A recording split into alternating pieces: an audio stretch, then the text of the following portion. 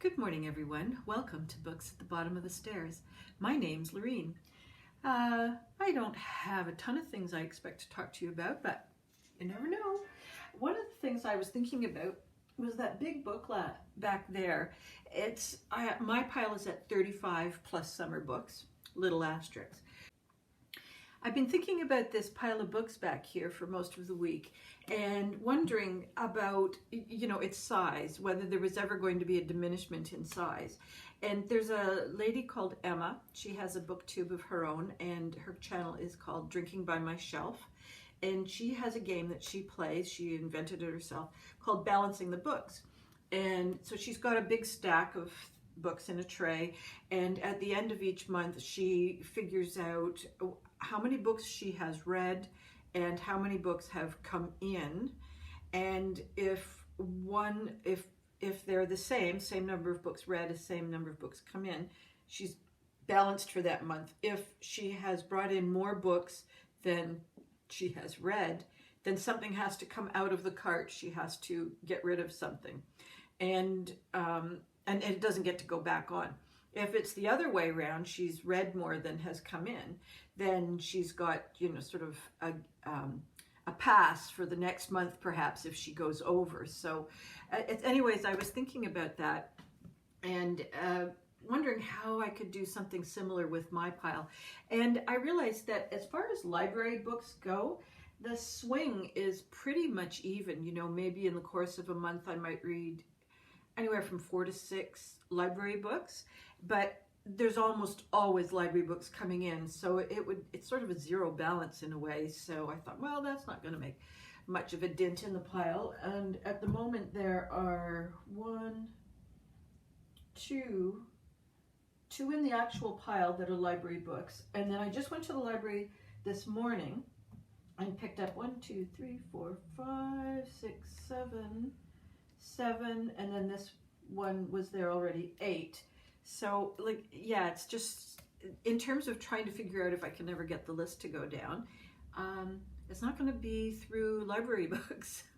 So I sort of have the challenge over there of reading all these books that I've purchased and trying to pay more attention to that, because I don't anyhow have an urgency around a book that if I own it, I've got plenty of time.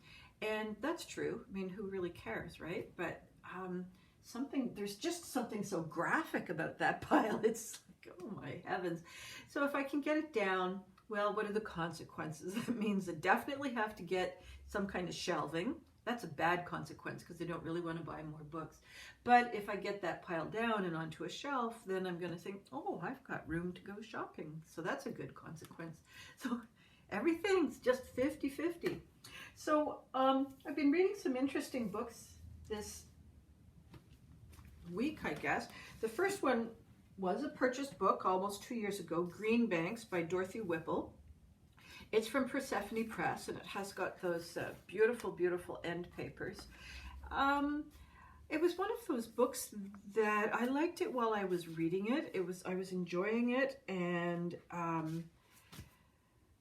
it's also one of those books where the plot is not as easily described as a mystery novel. It's a bit of a meander. It's a bit about relationships, and it's a bit about family dynamics. Well, I guess I would say it was mostly about family dynamics, and we get. But at the same time, I just didn't love it. If you know what I mean. Like as I'm speaking, I'm struggling to try and remember the story, and I think it was an okay read. So it's a little bit disappointing because Dorothy Whipple is one of those authors that's a lot of people speak highly of. And I have read the one that's semi-autobiographical of herself as a child, which I did enjoy, which is why I pursued this book. And I'm trying to read them in the order in which they were written. I would buy another Dorothy Whipple book. I'm not sure I'll do it from Persephone Press, though, because that is a bit of an investment in a book, between the shipping charges and the price of the books and everything. So I have to really ponder whether I want to get another Dorothy Whipple or not, or whether just take my chances at the library or secondhand bookstore. Anyway, Greenbanks, definitely a book that's good to read, enjoy it, and And the plot is, let's just say it's about 20 some odd years of a family's interactions during the 1800s, and there's good guys and there's bad guys. I'm not sure how I feel about the mom. I thought she was a bit too passive, but it was also written in such a way that it didn't appear that she had any alternatives, unlike some of the other books that were written in that time period where there seems to be an out for the female protagonist. This female protagonist was just stuck in her role, and yeah, I think that's all I'm going to say. All right, the other one I finished reading, which was unsurprisingly the way things are going, very similar. This was also about a family. It's called An Uncommon Education by Elizabeth Percer. Elizabeth Percer has won a couple of awards for her writing. She has another book out called, I looked it up and didn't write it down. It's gone from me. The other book is called Solitude, which is a book of poems. She's a very lovely lyrical writer. She really can describe a scene. And she can really, she can really describe the scenery. My problem with this book all the way through was I didn't get a deep sense of anything that was happening in terms, a lot of poets who write in prose generally have really nice descriptors and character developments and so on. Maybe they're not so great on plot, but you can generally fall into the language of the book and so on. And I did enjoy reading it, but I didn't ever feel really engaged. And somewhere around the page 200, I was even debating with whether I would continue. And this book is about Naomi, who as a young girl makes a friend with a little guy next door called Teddy, who has a congenital heart problem, but we don't know that up front. And his mom is particularly protective of him and is a very seriously practicing Jewess. And she knows that Naomi's mother was converted to Judaism, and so Naomi is not coming from a maternal line, which is a problem in some people's minds. So this is the starting point. Naomi's mom is depressed. Dad is a pretty good guy, trying to compensate for everything, but I think a little overwhelmed. And we follow Naomi until she graduates from Wesley College. And it's in her first year of Wesley College where I was just starting to get really bored because I felt like she didn't really develop. She had some childhood decisions and clarifications in her own head that really drove her to get to this college. And then once she gets there, instead of really looking internally to see whether that's what she wants, there are a number of things that happen. There are external events that don't even really help her to question what she's doing. She takes on the passive role of her depressed mom, and these events, this is my interpretation. I don't think this is what the author wanted. She lets events sort of drive her failure, if you like, so that her goals of being a cardiac surgeon become less and less possible.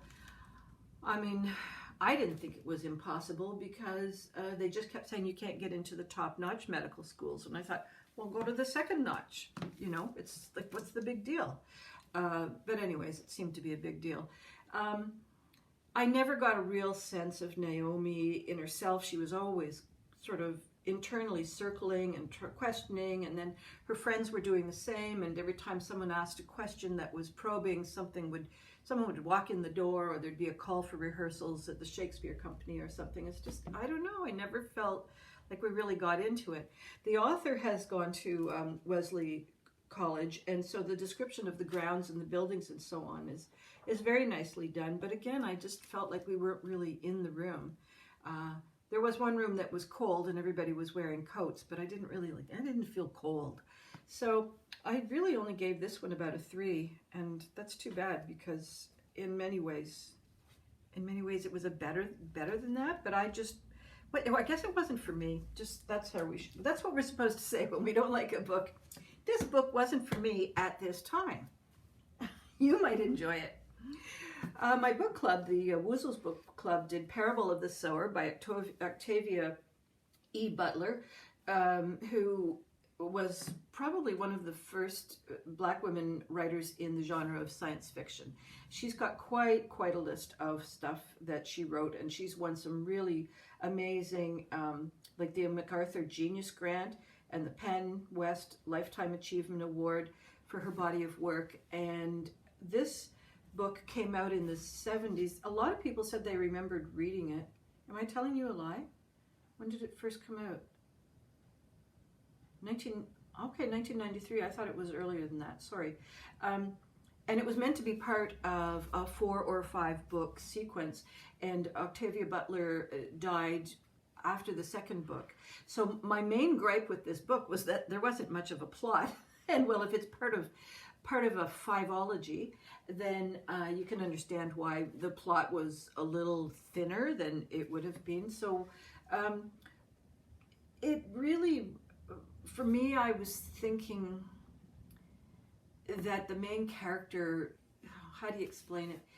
So the main character, who is Lauren, she's 15 years old, she is living in a small enclave, gated community, and there has been just a sort of a basic overall global breakdown in communications and energy systems, financial systems. There doesn't seem to be any precipitating cause for it. I think it's one of the things that Octavia Butler seems to be implying is that the entropy of society will not really be caused by any single one thing. It will probably be a bunch of multiple things that you know, hit the sweet spot and down we go.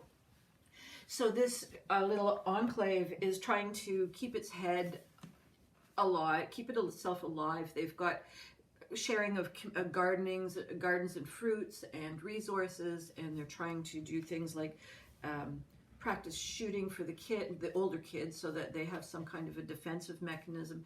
But they're really just hoping for the world to return to the way it was. Nobody's really being proactive about, well, this is where we are and this is where we could be going.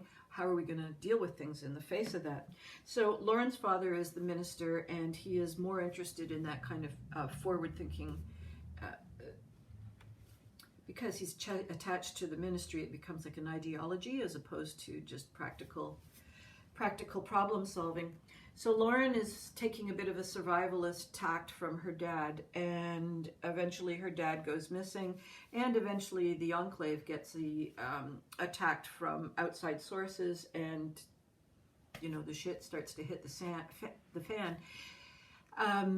So she's on her own eventually, and there's only one other person who survives from her community that she knows of. But as I say, because telecommunications have gone, then there's really no way to connect.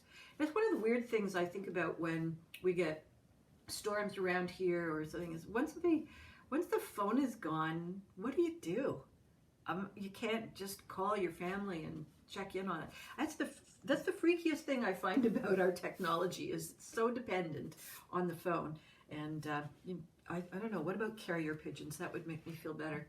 Anyhow, Lauren is now on the road, and as she's trying to go north where she thinks world will be better, and that's the rumors, then she's meeting people along the path and trying to create a different ethos in the group of non-violence, but on the other hand, sometimes violence has to take place in order to survive.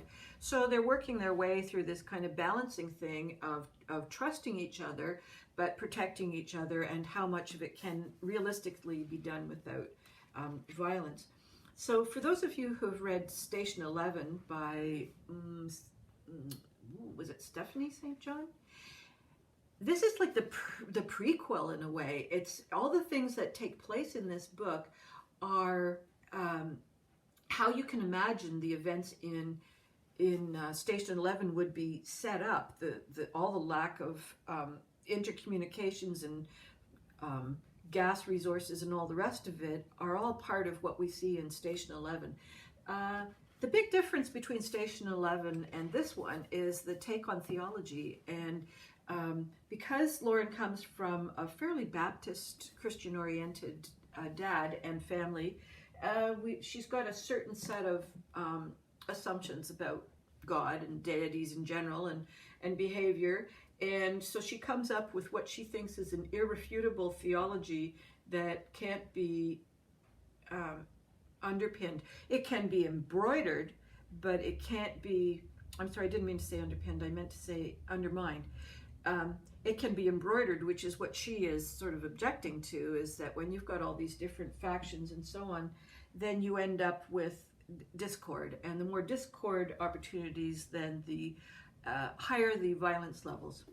And this is what her thinking is. And so she comes up with a theology that really can exist without the embroidery, without the sort of community stifling, I guess. Anyways, that had a little bit of a problem for me,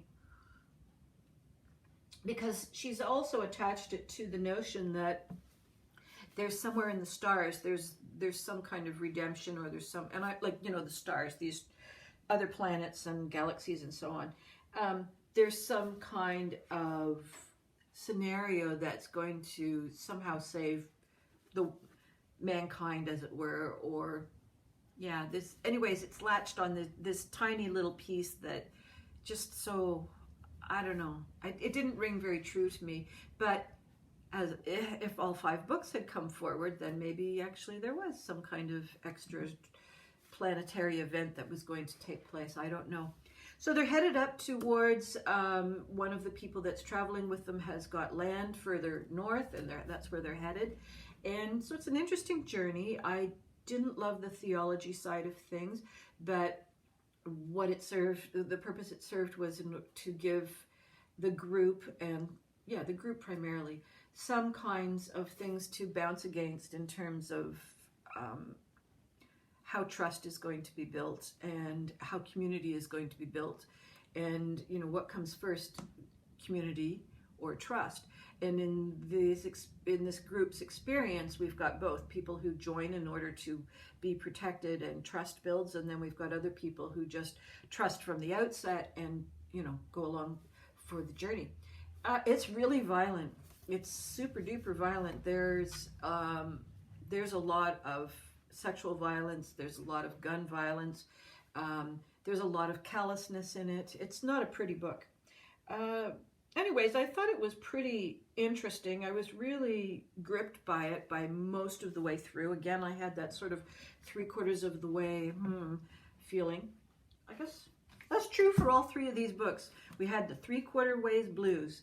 But then I kept on going, and I'm glad I did. And I think this is another book that, although it's in part of a series, I'm just going to stay here since books 3, 4, and 5 don't exist. I think my main concern about there not being much of a plot will continue. I thought it did a good job for what it was doing, so I gave it also a 3 out of 5. That's it for me. I've got some interesting things coming. We're going to be reading A Raisin in the Sun, which is a play. Be able to talk about that next week because we meet on Monday, and this is a very interesting little book. And I've got 2 others for my book clubs, plus all the library books. And I haven't chosen anything else out of here. I shouldn't I? Oh, I shouldn't, because I've actually got 2 books that you can't even see. So anyways, that's it for me today. I hope all your reading dreams and adventures continue to come true, and that there is no snow in your April. Take care. Bye-bye.